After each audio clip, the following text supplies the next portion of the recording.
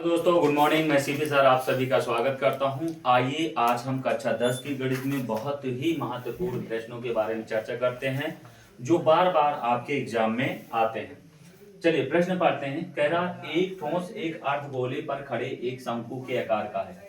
एक ठोस है और ये ठोस मान लेते हैं ये हमारा क्या है, अर्धगोला है। ध्यान दीजिए ये अर्धगोला है और इस पे एक शंकु जो है वो कैसा है, इस पे ये खड़ा हुआ है। ठीक है, शंकु के आकार का है जिनकी त्रिज्याएं 1 सेंटीमीटर, इसकी जो त्रिज्या है वो कितना है, 1 सेंटीमीटर है और शंकु की ऊंचाई उसकी त्रिज्या के बराबर है। मतलब ये जो ऊंचाई है ये भी कितना है, 1 सेंटीमीटर है। ठीक है इस ठोस का आयतन पाई के पदों में हमको ज्ञात करना है।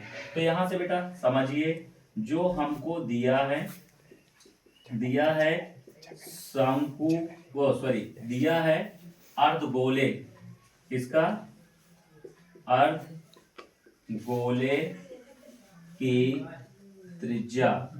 ध्यान देना अर्धगोले की त्रिज्या बराबर क्या होगा, शंकु की त्रिज्या। शंकु की त्रिज्या ध्यान दीजिए तो r बराबर कितना दिया है, इसका मतलब हमें के आकार का है जिसकी त्रिज्या 1 सेंटीमीटर है तो 1 सेंटीमीटर r का मान हो गया। ठीक है, अब इसके बाद ठीक है अब इसके बाद कह रहा है तथा शंकु की ऊंचाई।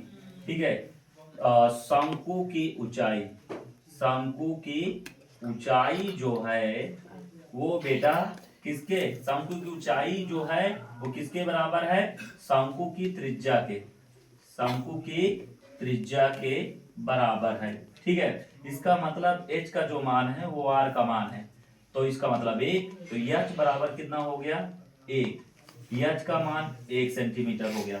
ठीक है, अब हमें सब चीज मालूम हो गया। अब हमको क्या करना है, इस ठोस का आयतन। ध्यान देना क्या निकालना बेटा, ठोस का आयतन।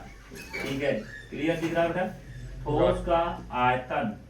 ठोस का आयतन बराबर हमारा जो होगा, अब हमारे पास दो है, एक ये अर्ध है और ये शंकु है, तो हम कहेंगे ठोस का आयतन बराबर अर्ध गोले का आयतन प्लस शंकु का आयतन, शंकु का आयतन।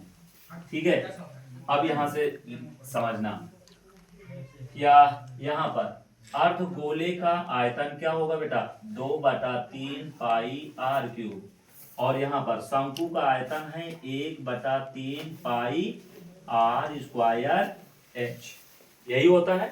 ठीक है, अब यहां से देखिए बराबर किए, अब 2/3 पाई को पाई रहने दीजिए, r का मान 1 का क्यूब प्लस 1/3 गुणे पाई गुणे 1 का स्क्वायर और गुणे 1, तो यहां से बेटा हो गया 2/3 पाई 1 का 1 और प्लस 1/3 पाई 1 का 1।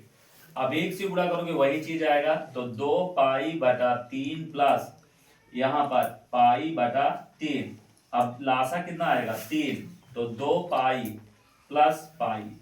जब हर समान हो तो ऊपर वाले को ऐसे जोड़ के, अगर जोड़ है तो जोड़ का चिन्ह, घटाना है तो घटाना का चिन्ह लिख लेंगे। अब 2 1 कितना हो जाएगा, 3 पाई/3, 3 से 3 कट गया तो आ गया पाई। अब चूंकि हम क्या ज्ञात कर रहे हैं, ठोस का आयतन, ठोस का ठीक है आयतन, तो बेटा ठोस का जो आयतन होगा वो पाई सेंटीमीटर क्यूब होगा।